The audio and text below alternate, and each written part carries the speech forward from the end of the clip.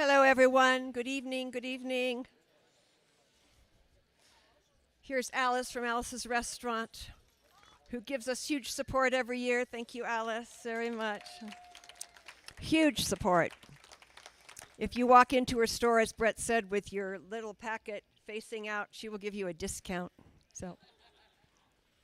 So, first day of workshops. How did it go? Yeah. I know I just had a splendid one myself. It was a wonderful group, and I've been hearing wonderful things.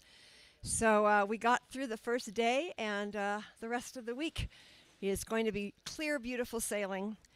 Lisa wants me to let you know that the bookstore will be open after the reading. So this is very important because while we don't do direct signings, you can buy a book at any point and go find that author and have them sign it. It's very, very lovely. You know, on the very last day of workshop or someone comes up with your book and says, "Would you sign it?" So just think about how beautiful that is to have people sign a book that you have bought. Yes? Brett would like you to know that there are some empty chairs up front, and if you'd like to come closer, you are welcome to do that. Is that what? Oh, Brett actually wants me to say that the readers would feel a lot better if the chairs were full towards the front. Is that better, Brett? Okay. Okay, and nobody paid any attention to that. But your grade is on the line. Oh, yay! Look at these people coming up. Woohoo! Excellent, excellent. We love it. We love it. That's fabulous. So we have a wonderful lineup of readers this evening. It's just really a lovely kind of different group. I'm just so excited. Everything is quite different from one another. We're going to start with Ananda Lima and go to Kelly McMasters and finish with Gregory Spatz. So it's just a fantastic lineup. And I'm just going to launch here on the... and the one thing I did want to say, I've already had a couple of people coming up and talking to me about the Thursday Night Follies. So just remember, I'm waiting for you to come to me and let me know your great idea about the skit or the song or the man that ran up the mountain, how we could all see him from here. And he said he'd be back before sunset. That was a scary one, I'll tell you. I said, if you're not back, you cannot go to workshop the rest of the week. It was an empty threat because there were no more workshops, but it was okay. Okay, so excited about Ananda Lima being with us. She's received many kudos for her poetry. She's published in such places, American Poetry Review, Poets.org, Kenyon Review, and so many other places. And her Motherland book of poetry was a winner of the Hudson Prize and shortlisted for the Chicago Review of Books Cherby Award. But now she's turned to fiction. We are so lucky about this. This is a book called Craft, Stories I Wrote for the Devil. No, Craft, Stories I Wrote for the Devil. Her fiction debut was longlisted for, among others, the Story Prize and the Andrew Carnegie Medal for Excellence in Fiction. John Keene says of her writing that it's trippy, eerie, wry, and always profound, which pretty much describes the premise for the novel, Craft, Stories I Wrote for the Devil. At a Halloween party in 1999, a writer sleeps with the devil. Throughout her life, she sees him again and again and finds himself writing stories for him about things that are true, but also impossible.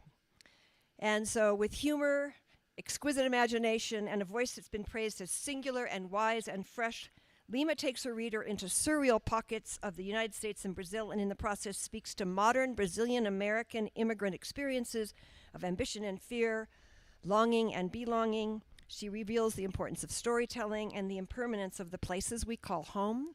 She's told me tonight that she's going to be skipping around in a few things that she's written, and I'm really excited to hear from her. We are so fortunate to have her with us. Please welcome Ananda Lima.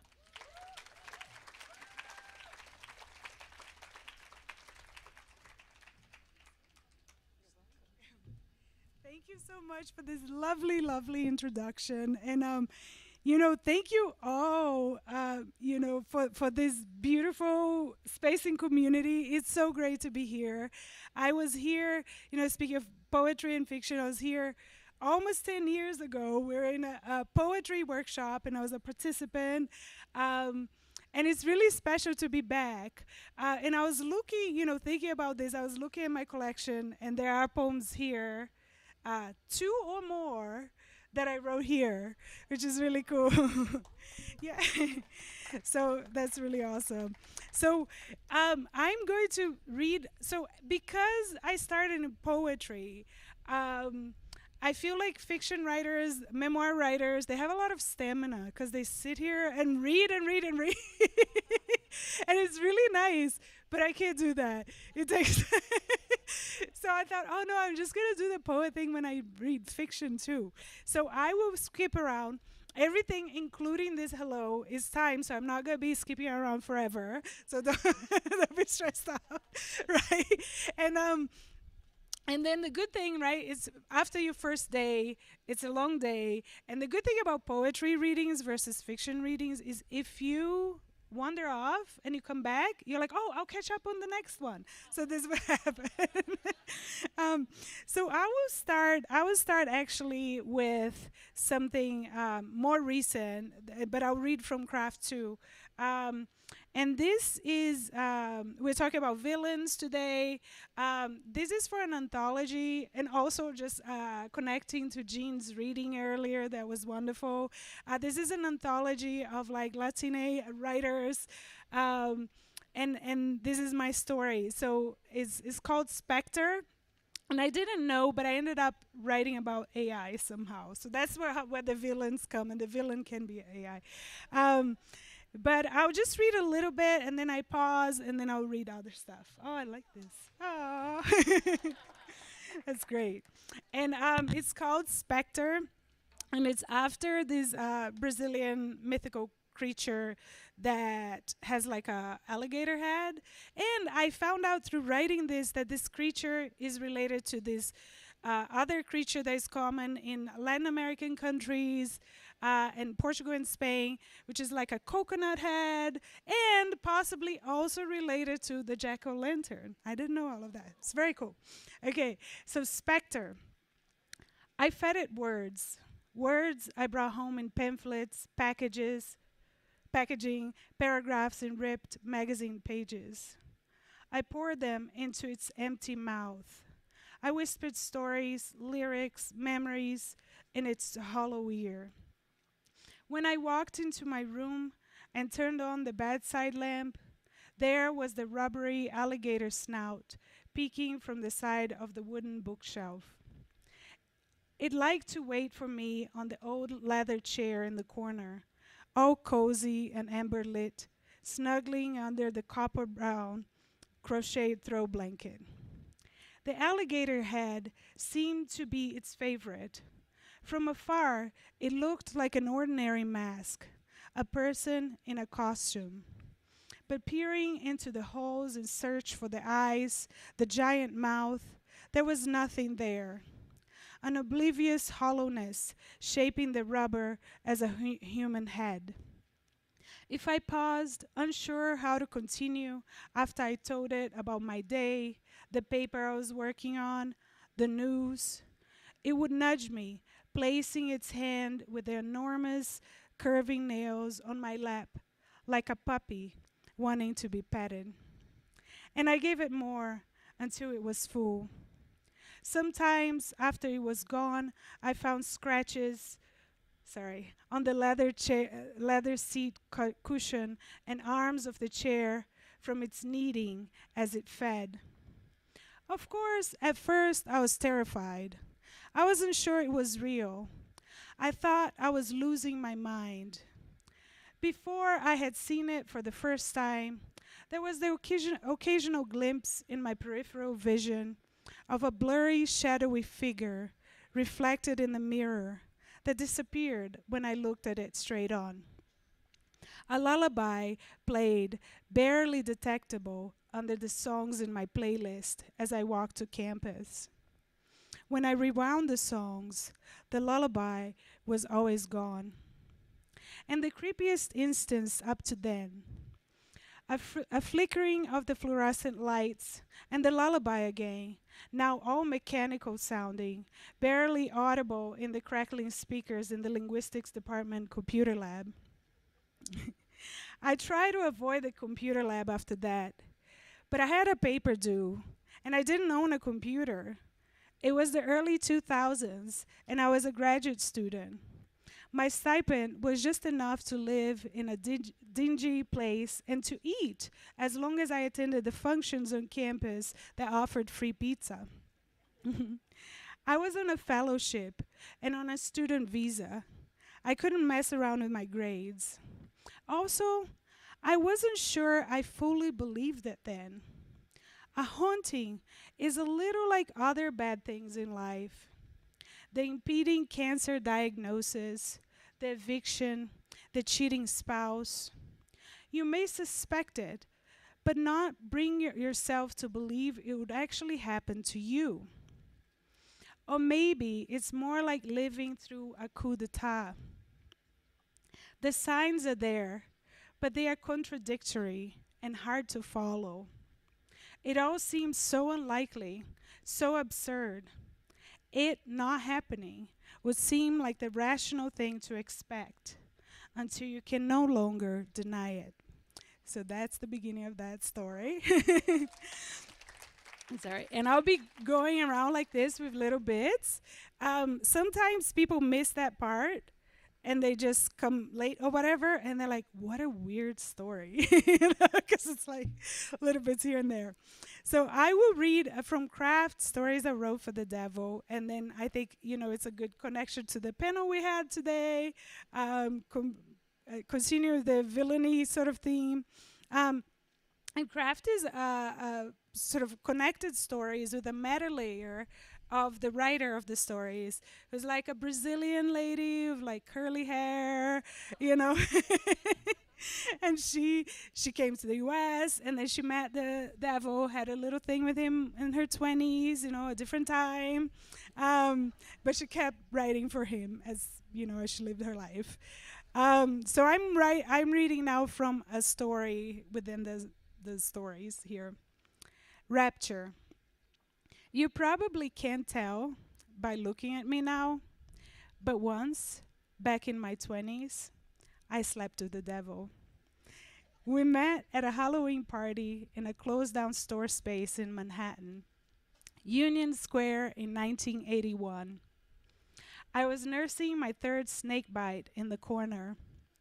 Silhouettes danced to memorabilia, backlit by a makeshift red and blue neon installation stuck to a crumbly brick wall. The devil was sitting alone on a beat-up brown corduroy sofa. I was Inauguration Nancy Reagan, a tighter version of the red Adolfo dress, black gloves, a wig between chestnut brown and dirty blonde, topped with a red pillbox hat. That's a real outfit. Does anybody know that outfit?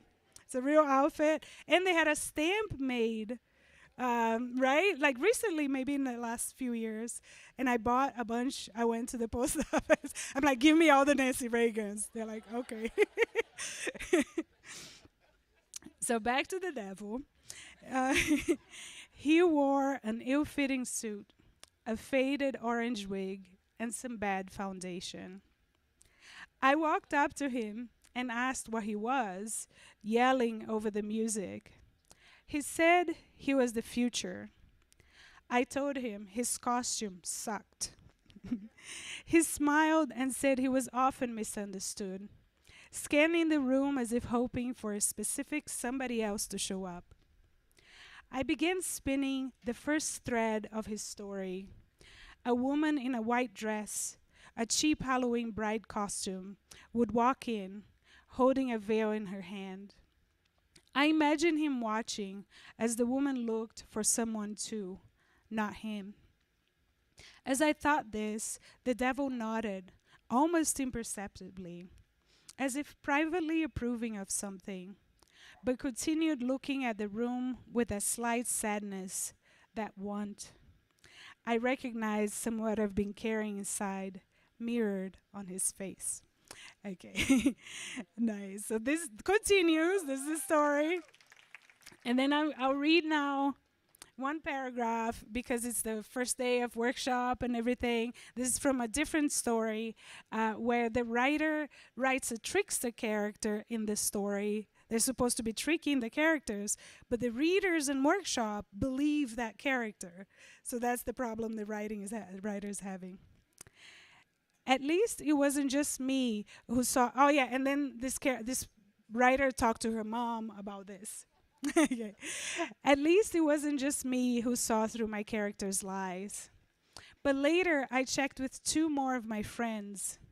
They both thought the stories the man told his roommates were true too. And my mother, the only person on my team, had not even read the story, written in English.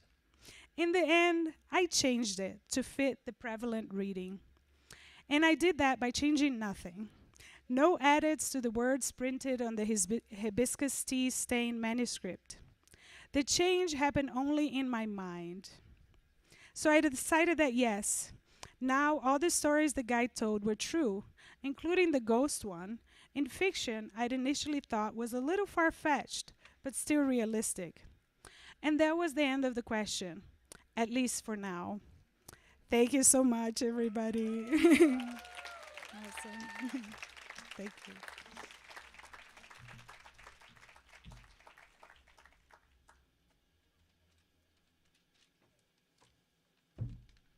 Ananda Lima.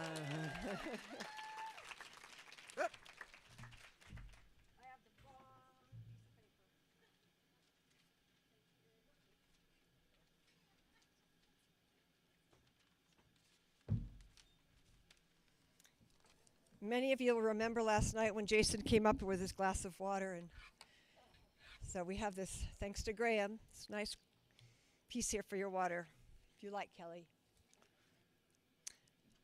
Really a joy to introduce Kelly McMasters. She's an essayist, a professor, a mother, a former bookshop owner. Her luminous The Leaving Season is a memoir, but the story it tells, the demise of a marriage, unfolds in a series of essays about sometimes seemingly unrelated things, which all add up in the most satisfying way. And I just want to share what writer Maggie Smith had to say about it. In her gorgeously written memoir, Kelly McMasters navigates through and ultimately out of the very real yet unmappable space that marriage occupies. Her story is one of a kind, and yet pieces feel familiar.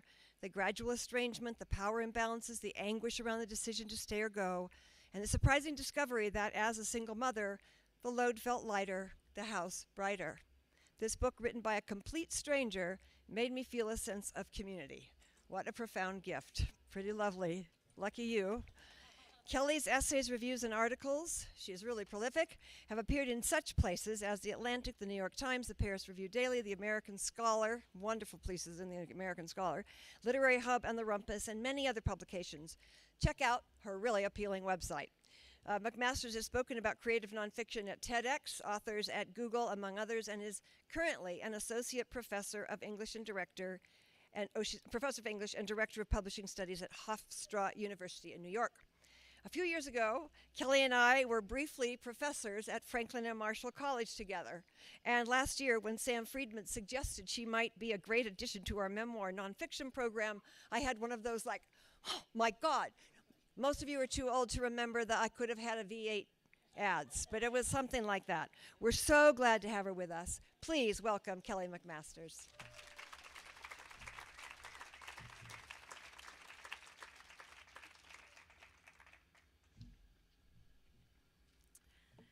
Hi, everyone.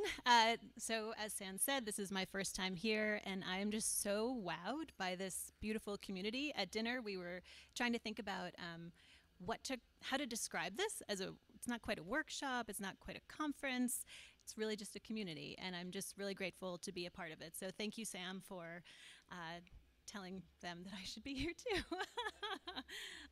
So I wanted to talk to you today and read from my book, The Leaving Season, and do something that I have not done before but always sort of wanted to, because this subtitle is called, hey Josh, is called A Memoir and Essays. And so for those of you who write nonfiction, Essays, those are my heart. That's how I think, that's how I process. But it's a little bit of a hard thing to describe. Usually people think of essay and they think the 5-paragraph essay, and it's scary for the common reader. And that's one of my sort of hills to die on. I want everyone to love the essay as much as I do. So whether you write them, how many people have written essay here before? Yes, okay, good, perfect, great. So this might work. The reason this book had to be, my first book was a memoir. The reason this book had to be a memoir and essays was because in my mind, it was the most honest rendering of my grief, which did not feel linear. And so memoir typically has to go from beginning to end, right? Even if you jump around a little bit.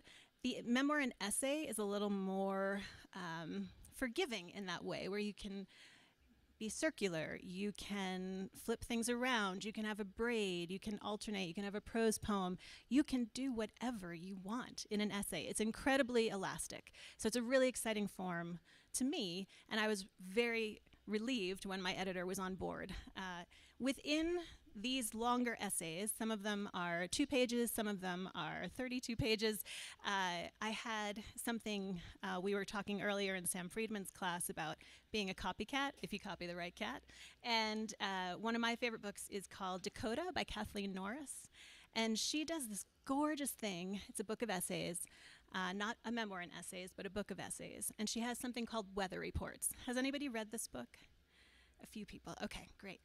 So her weather reports are exactly that. They're 1 to 2 pages about the weather.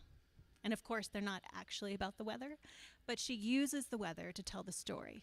And the way that they broke the longer narrative, I wanted to steal that feeling, the feeling that it gave the reader.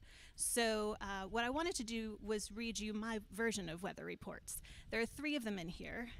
In this book, like San said, it's about it is about leaving a marriage. It's also about leaving versions of yourself. And it's about landscape and who we are in different landscapes. Our expectations of ourselves shift. You are one person in the classroom, you're another person in the kitchen with your kids, right? So we all have that experience. I wanted to focus on the way it shifted across. My book is divided into 3 different landscapes: the city, the country, and the suburbs, my least favorite. But it's where I still am now, and my next book is about the suburbs, so it's okay. You should write into the thing that you're scared of, right? So I'm gonna just read 3 little prose poems. They're called still lifes. It's the best way I could think about it because my ex-husband is a painter, and I wanted to reclaim the point of view in which I was the one doing the seeing and the creating the canvas, right? So in my way, not a painter, but this book is my canvas. So still life 1, the city. Long evenings in the painting studio. I read and smoke cigarettes, drink coffee from a chipped brown cup. He smokes and paints or draws in the corner, raising his easel up or down with a metal crank, like the old machines in beach towns that flatten out pennies. We stare out the rickety double-paned windows at the city blinking busily across the river, sometimes through the same square of window, sometimes different. The soundtrack is 70s rock from a stereo and airplanes and cement mixers. The space is separated into 2 rooms, working and living, though he is careful to hide the living because this is a work-only building.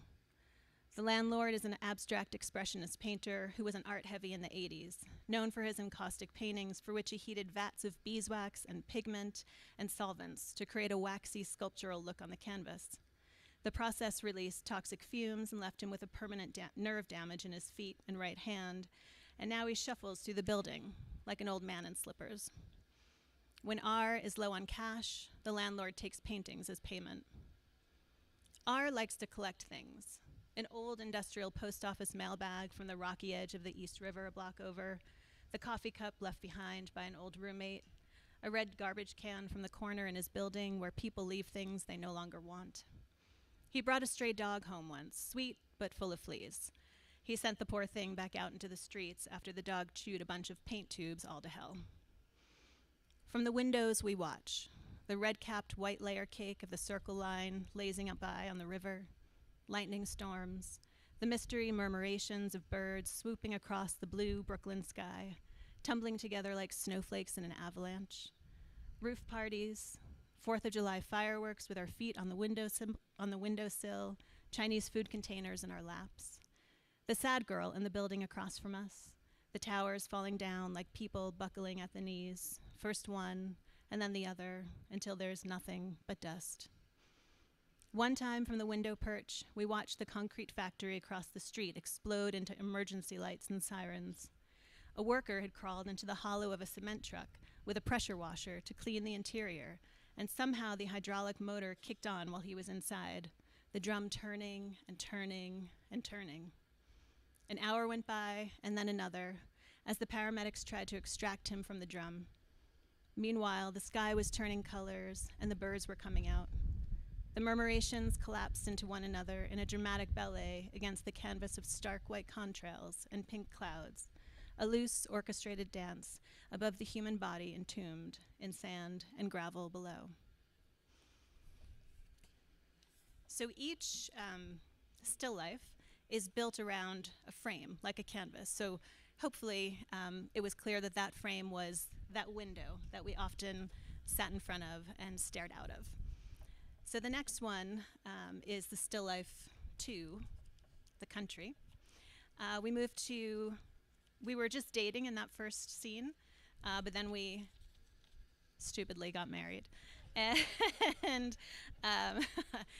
and then we moved to the country, to Northeast Pennsylvania, and had this pretty idyllic life. I had a bookshop, 2 little kids, and 9.9 acres, and this falling down farmhouse, which was rough, but ours. And one of my favorite places in the world, the grief I spoke about earlier, was sort of the grief of having to leave this place I love. But the country turned dark for me. So here, the frame is sort of, I'm looking at that house on the hill.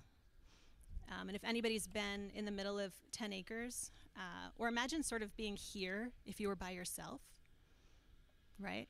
Just like a lot of isolation. And when 2 humans are alone, darker things can happen, right? All right. Still life 2, the country. There's the father at the easel. There's the mother at the kitchen sink. There are the children in the field, in the tire swing, in the raspberry tangles, hands full of mud, of baking flour, of wildflowers. The outside never shuts off. Soundtrack, the frog opera. Hysterical turkeys, the hard huffs of deer in the woods, the original pranayama. The bobcats yowling, coyotes crying, the barn swallows chattering overhead. The clump of boots on the porch, the plaintive yawn of a screen door's springs, the desperate blinks of fireflies, look at me, look at me, look at me. The sheer quantity of green is like an assault. Spring explodes in new green and sap green and leaf green. Summer is parched, and the greens are sucked dry, crumbling into ochres and golds. Autumn is swamp green, heavy, viridian, Verona. Winter goes slick with glassy jadeite, a mix of cobalt and underwater gray, rare green earth. Through it all, buzzards and hawks make Mars-black swirls in the sky, terrifying in their slowness. We are careless. We kill deer with our vehicles, grass with our urine, bees with insecticide. We break lawnmowers and tractors and dryers, sump pumps and generators and swings. We break water pipes, windows, walls with fists. We break promises, confidences, each other's hearts. The day after a surprise storm, I come upon a contractor bucket filled with a few inches of rainwater.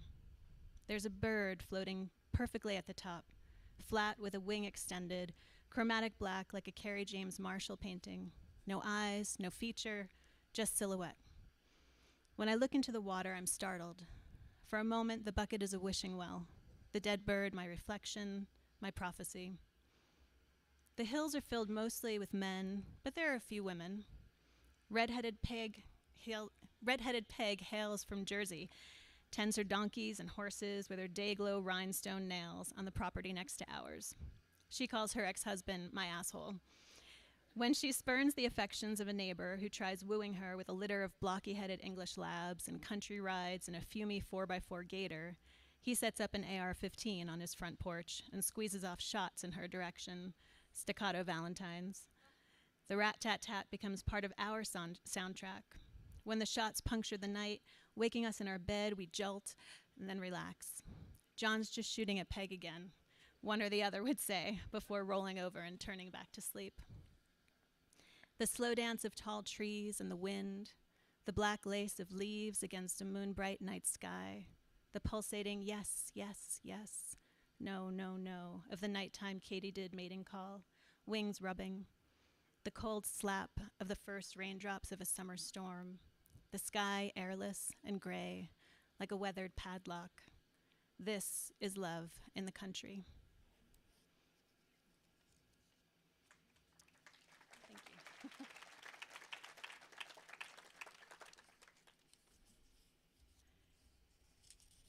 So, spoiler alert, I leave, and my kids and I go to the suburbs.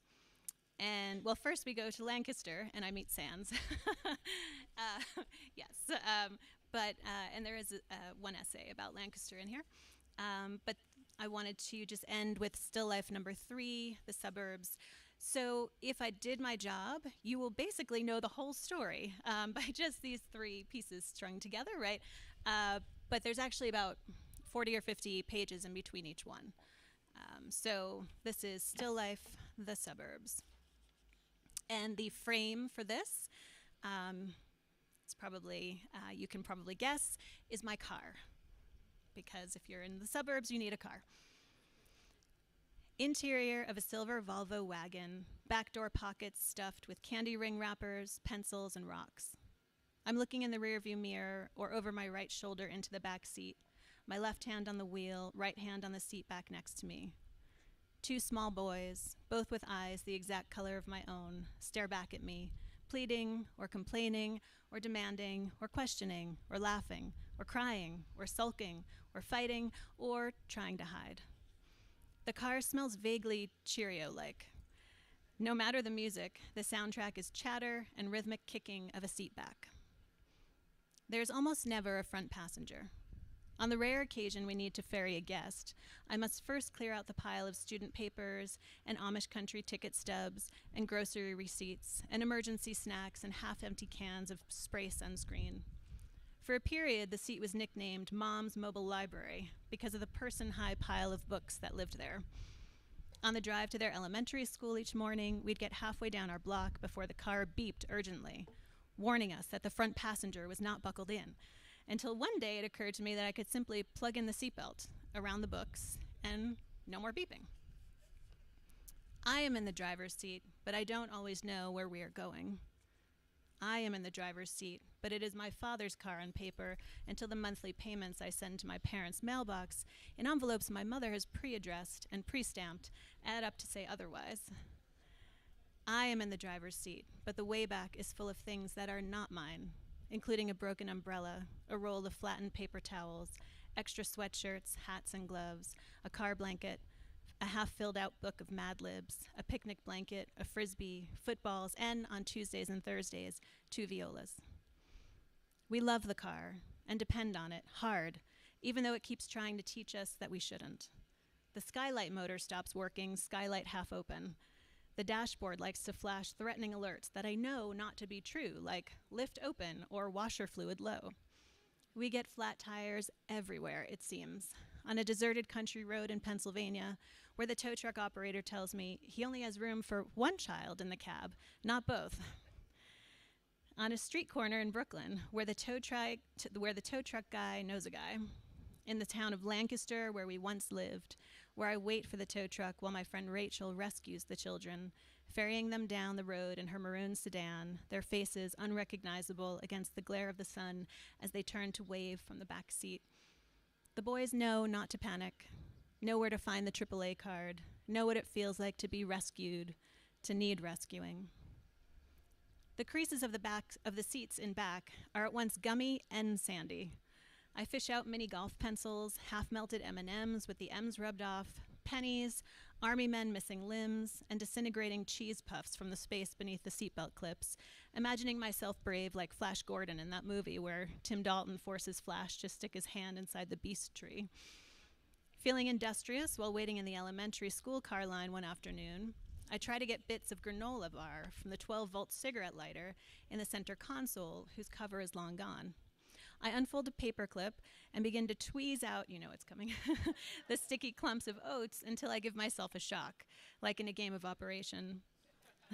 The center console USB port never works again. One morning, the three of us go out our front door in a flurry of backpacks and coats and feet stuffed halfway in sneakers. We get into the car, snap into our seatbelts, and wait for the clock to flash to life, to see how many minutes we have left to get to school before the first bell. But the car doesn't start. We quickly deduce that one or the other son forgot to close the back door all the way after coming home from chess club the day before. It doesn't matter who, it's not about fault. I try the ignition again and again, but pretending doesn't help. The battery is dead. We get out of the car and stand in the driveway. Their small faces are looking at me, like I will know what to do. And suddenly I do know what to do. Or at least what to do next. I push down the worry about how to get a jump and whether I still have the cable kit my father gave me somewhere in the basement and how much this is all going to cost since I don't get paid until next week. I switch on a bright smile before turning to them and slapping my hands against my knees. Okay, little ones, let's get walking. At the end of our block, I turn back and can no longer see the silver glint of the car in our driveway. But I know it's there. A quiet and unmoving block of steel, as the three of us continue on our way up the road hand in hand. What begins as an adventure quickly turns tiresome. And in another 2 blocks, my older son's book bag is slung over my shoulder, and my younger son rides on my back.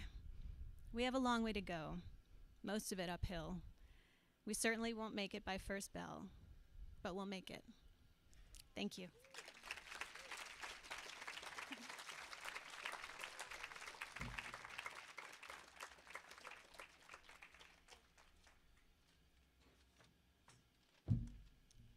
Kelly, thank you for sharing it in that particular way. That was just delicious. Thank you, Carrie McMasters. Just great. Gregory Spatz is a masterful writer, says Edra Ziesk, writing about his vibrant, richly described, indelible short stories. And he's working at the top of his game in his fascinating, unputdownable novel, Inukshuk. Publishers Weekly says he writes like a dream. His work has appeared in such places as The New Yorker, Glimmer Train Stories, Shenandoah, Kenyon Review, New England Review, and our very own Santa Monica Review. Spatz is also a masterful musician, plays fiddle and bouzouki, as you'll see on Thursday at the Follies. He and his beautiful and amazingly talented wife, Caradwin, will present some beautiful music for us. He plays the fiddle in the twice Juno-nominated bluegrass band, John Reichman and the Jaybirds. His knowledge of tone and rhythm and pacing and shadow and harmony and disharmony is part of what makes him a masterful writer as well as a masterful musician. Sometimes I think his narration reads so fast you can hardly put it down, and I think it's because he plays bluegrass. When he places music and instruments at the center of his work, as he often does, the combination makes for a deeply rewarding read, which is true of his new novel, forthcoming this year, called The Vivaldi Church. I was lucky enough to read an early draft of this book, and I absolutely adored it. What we have here is an opportunity to do pre-sales for Greg. So if you pick this up, you can scan it and pre-buy it.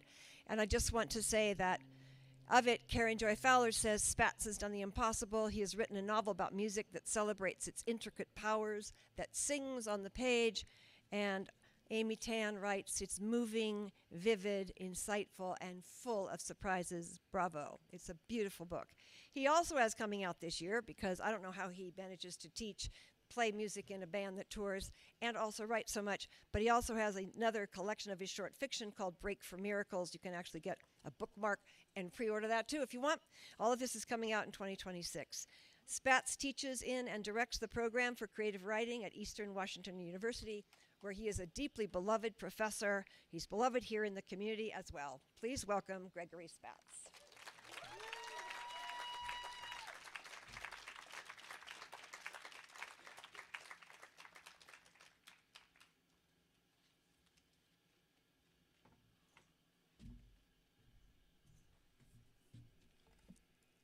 Thanks for the great introduction, Sands.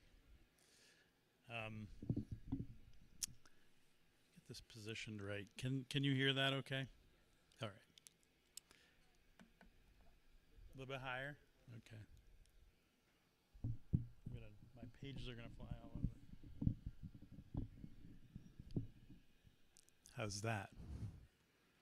Better? Is that better? It's good? Good enough? Deeply good enough, as we say.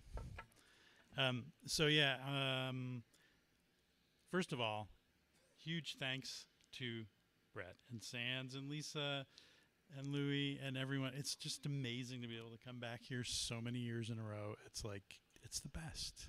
It really is. And I'll stop that right there. But I am hugely grateful. So I will be reading from the novel, which Sands mentioned, The Vivaldi Church. And it is coming out in October. The other book is not coming out till February of next year. So not quite as insane as having two books come out, in the same year. But pretty insane. So I'm going to be reading from the Vivaldi Church. And what I can tell you about it is the novel began with my research into the composer Antonio Vivaldi, whose life I had always thought would make a pretty good novel. And I could go on about that, but I'm going to skip it because what happened is as I read more and more about him, as often happens with these research-based projects, I got pulled off track by something I thought was much more interesting. In this case, it was the Ospedali Grandi, the Venetian orchestras and choirs, comprised entirely of women and housed in the 4 different asylums in Venice for orphans, beggars, the incurably sick, and all other disenfranchised and impoverished people. They thought of things a little different back then. In its heyday, from about 1600 to the late 1700s, the Pieta, the home for orphans, housed what was widely regarded as the finest orchestra in all of Europe. This interested me very much, how such deprivation and suffering could exist side by side with such exalted and filigreed and transcendent music. How these women, many of whom were disfigured or otherwise not conventionally beautiful, none of whom had last names beyond Della Pieta or Dal Violino or whatever instrument they played, that they could be celebrated and renowned worldwide, exalted for their imaginary beauty, and be left in charge of their own destinies, albeit within the confines of about 1 or 2 blocks of Venice, but totally autonomous, self-funding, when at most other times in history such an outcome would be just about unimaginable. So, and the connection to Vivaldi is that he taught there off and on and composed instrumental music and vocal music specifically for the women of the Pieta, including probably his most notable Gloria, the RV 589 in D major, if you care, throughout his career. It's a beautiful piece of music. Anyway, in the section that I'm going to be reading, you don't need to know any of that. We're following 13-year-old Peter Maguire, one of the book's 3 main characters. This is the mid-1990s. He is recently orphaned. His mother's long dead and his aunt has just died. And as a last-ditch effort to avoid any and all consequences of that, he's asked his orchestra coach, Ms. Newsom, who he doesn't know terribly well yet, if he can stay at her house for the night. And that's pretty much all you need to know to follow along, except also just before his aunt died, in an attempt to tame his unruly hair, he tried to smooth it out with Vaseline, mostly failed, and hasn't showered since. I think the rest of it. And one of the things that I learned as I was working on this, at the time that it began, our unhoused crisis was nowhere near what it is now.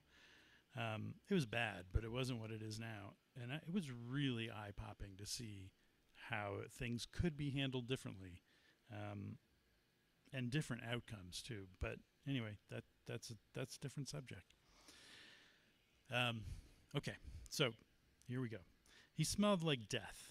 As soon as they were together in Ms. Newsom's car, doors closed, he knew it. Despite the walk back to school, the full morning and day at school, trapped in his clothing was the particulate matter of Aunt Polly's death, the sickening, flatulent smell he'd been telling himself he didn't notice for the past few days. Or maybe it was just his imagination, a trick of his memory, more olfactory hallucinations, and another piece of the shock of what had happened. Ms. Newsom didn't make a move to open the windows, but she angled the vents in the dash differently and fumbled with the blower to crank the air as she geared into reverse, swung backward out of her parking space, and began the drive back to her house. He was surprised and not surprised that she drove in a way unlike other adults he'd ridden with. Perched forward in her seat, turned slightly toward him, a wrist over the steering wheel, like driving was an afterthought. "So," she said, "tell me about your aunt. Where do you figure she went?" She faced him more fully, so a spike of garlic or onion from her lunch, interpenetrated with vaguely perfumey undertones, hit him full face. For a moment, he couldn't think well enough to understand what she was talking about. Like heaven or hell? He thought. Impossible, and too out of character for her to ask such a question. Or had he been wrong in everything he assumed about her? It was like one of those drawings where you tip it one way and it's a duck, another way it's a cat. All along she'd been Ms. Newsom.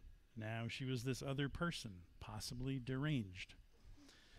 A stop sign loomed at the end of the school parking lot, but she was still looking right at him and didn't appear to be paying attention until they were almost on top of it, at which point she braked hard enough to push him forward in his seat and make a sound of sand and gravel slipping under the tires. "Don't worry," she said. "I know, my driving, whatever." She gunned it out of the parking lot, turning left in the opposite direction of his aunt's house, and he was somewhat irrationally relieved by this, enough that he glanced over his shoulder to watch the road back to home, spinning around the corner and vanishing through the rear windshield, and then giddy at the possibilities of what lay ahead, and almost forgetful of why he was here and what he was escaping. "Peter?" "Yes, your aunt."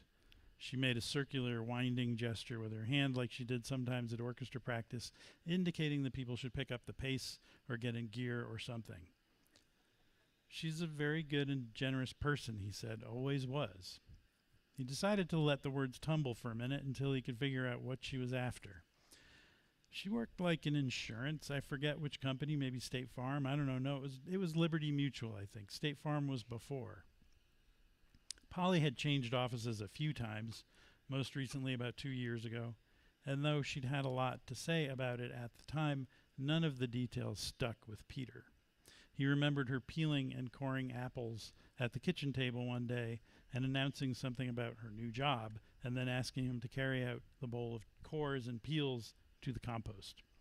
"We don't gotta worry anymore," she'd said, smiling happily and spinning the handle on the peeler so curls of pink and green slivered off and fell into the bowl, leaving the inner ivory flesh of the apple exposed and ready to be checked for worms.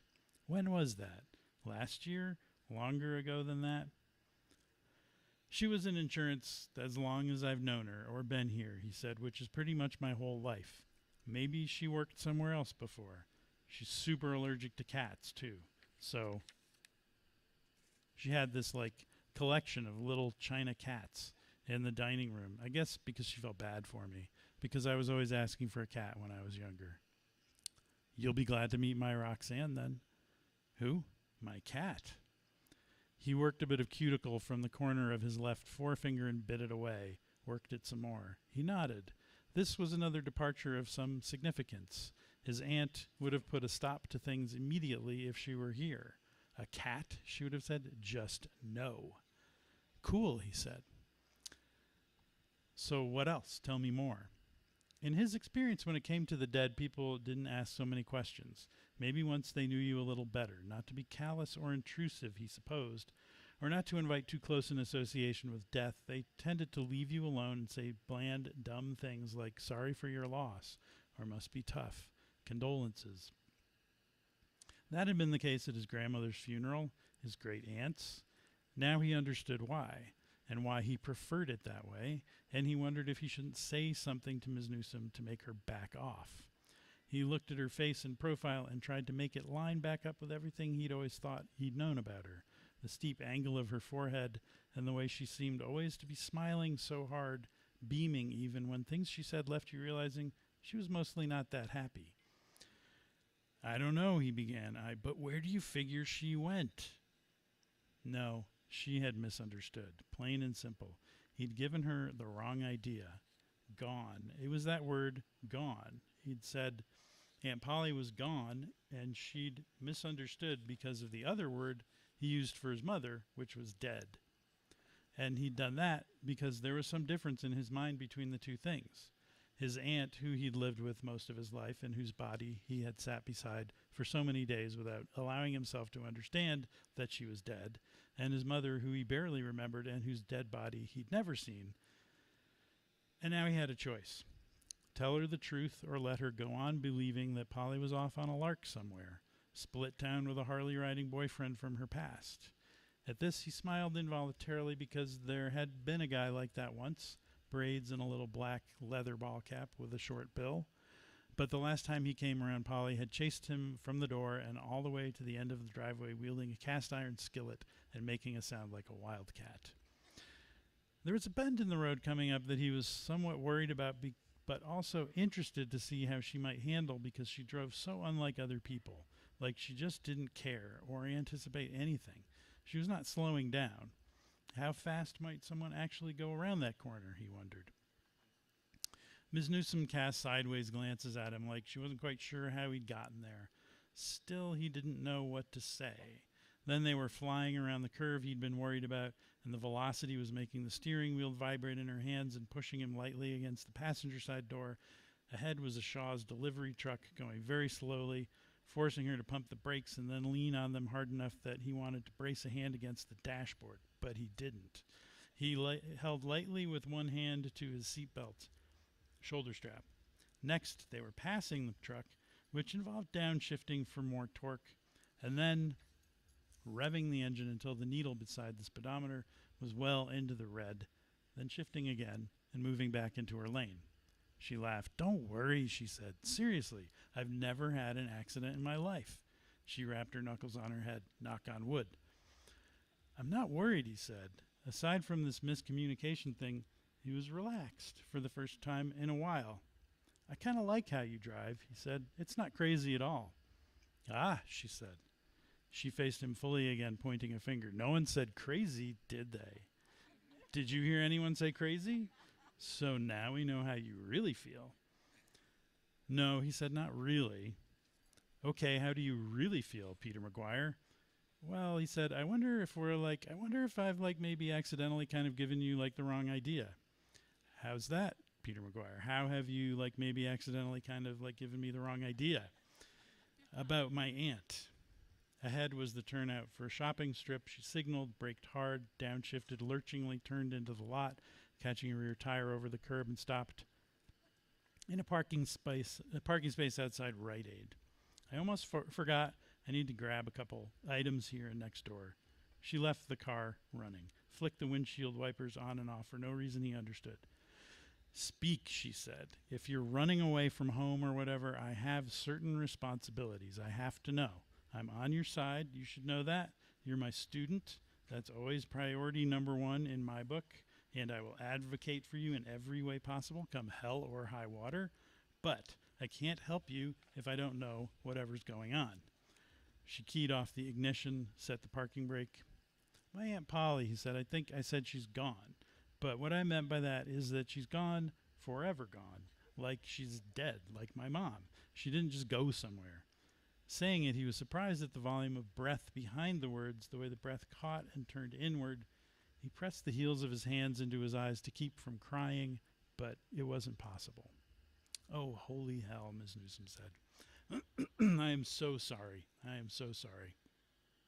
In sideways glances, he saw that she looked like she meant to touch him, to put a hand on his head where the Vaseline had collected enough dirt and dust to become halfway hardened, which was almost everywhere, but thought better of it. Instead, she patted him on the leg, sucked a sharp breath inward.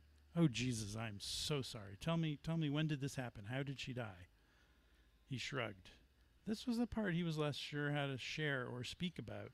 The last few days, always averting his eyes from the body, or trying to avert his eyes and failing, lying on the couch and reading into those books, staring into those books about the composers like they might provide him a means of teleportation to some other reality.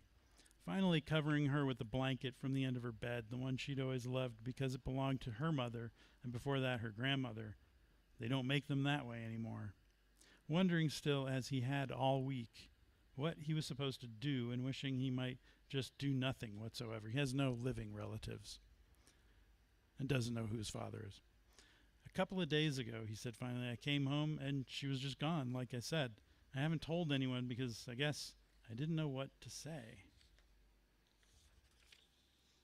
The hand on his knee nervously going in circles, squeezing, now let go.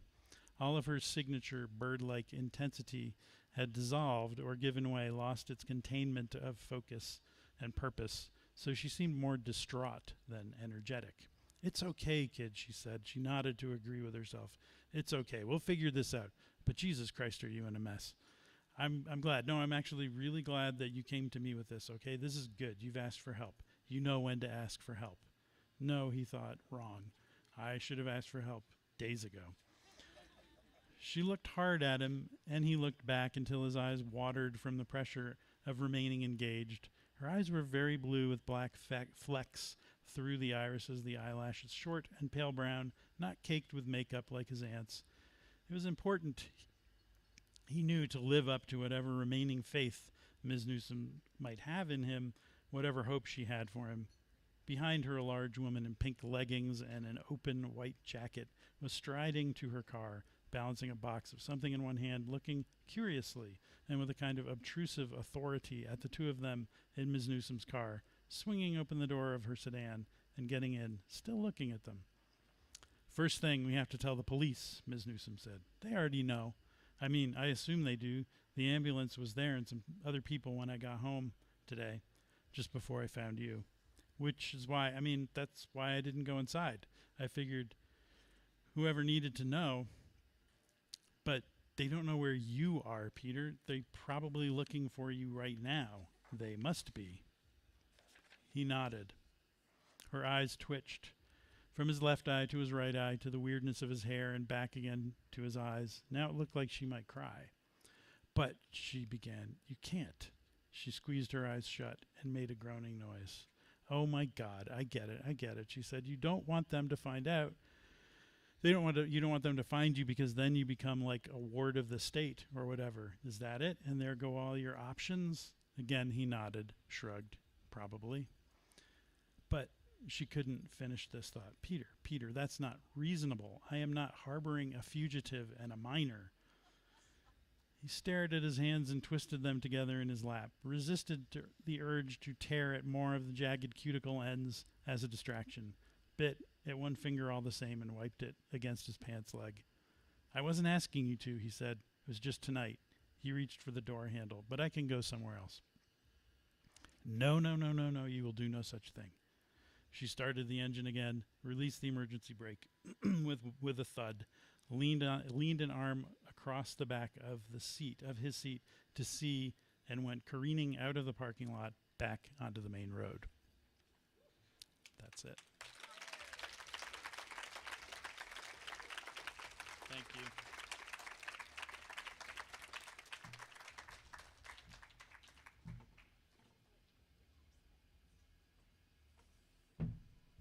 Gregory Spatz. The bookstore is open, and now it's time for you to go deal with manuscripts, and everybody will see each other in the morning. Have a wonderful night, everyone. Thank you.